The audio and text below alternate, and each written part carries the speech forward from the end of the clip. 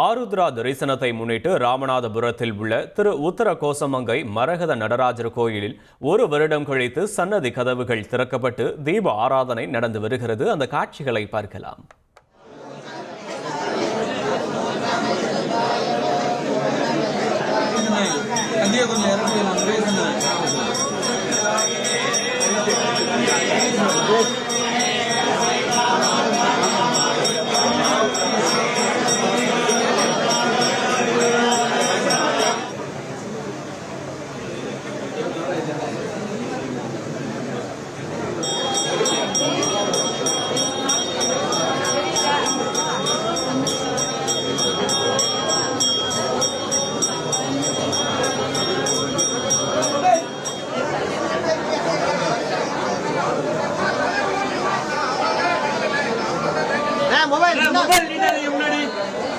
Makeup போடுறது ஒரு அழகான கலைங்க.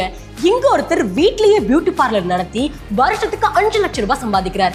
எப்படின்னு நமக்கு கத்து கொடுக்கறாரு. சோ ஃப்ரீடம் ஆப்பை டவுன்லோட் பண்ணுங்க.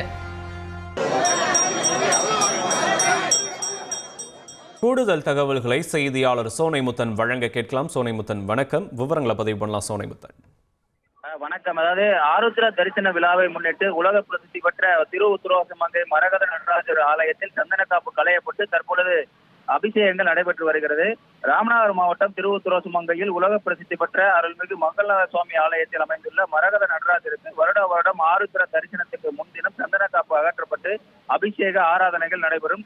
இந்த நிலையில நாளை 13ஆம் தேதி ஆருத்ரா தரிசனம் கொண்டாடப்படுவதை முன்னிட்டு கடந்த 4ஆம் தேதி காப்பு கட்டுதலுடன் விழாவானது துவங்கியது.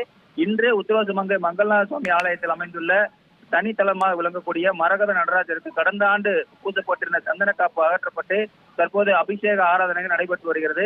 குறிப்பாக மரகத நடராஜருக்கு பால், தயிர், சந்தனம், மஞ்சள், குங்குமம், விபூதி, இளநீர் உள்ளிட்ட 32 வகையான அபிஷேக பொருட்களால் அபிஷேகமானது நடைபெற உள்ளது.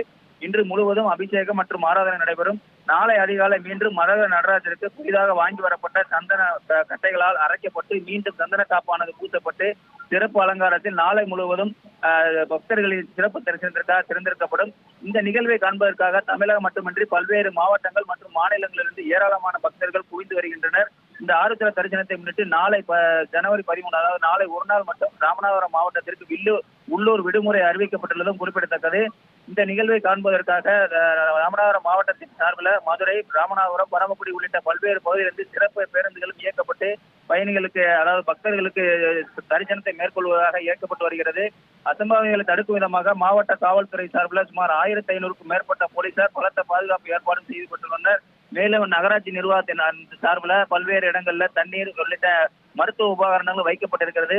குறிப்பாக இந்த ஒற்றை கல்லாலான மரகத நடராஜருக்கு தற்பொழுது 32 வகையான அபிஷேகங்கள் நடைபெற்று வரக்கூடிய அந்த காட்சிகளை நாம் பார்த்து வருகிறோம். விவரங்களுக்கு நன்றி சோனைமுத்தன்.